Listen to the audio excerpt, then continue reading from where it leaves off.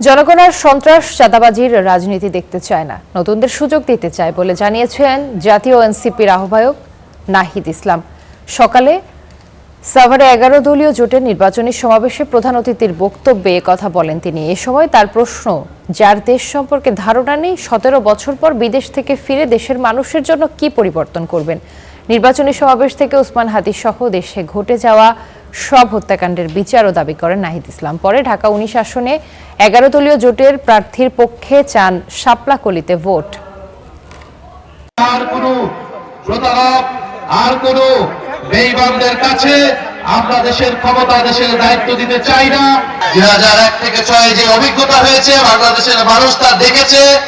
জামাত ইসলাম সেই মন্ত্রণালয়ে ছিল, ক্যাবিনেটে ছিল, তারাও সেটার অভিজ্ঞতা নিয়েছেন। ফলে আমরা সেই পুরনো কথা বলে আপনাদেরকে আর বিব্রত করতে চাই না। 5ই আগস্টের পর থেকে আপনারা বাংলাদেশে যা করেছেন এটাই যথেষ্ট আপনাদের বিরুদ্ধে ভোট দেওয়া।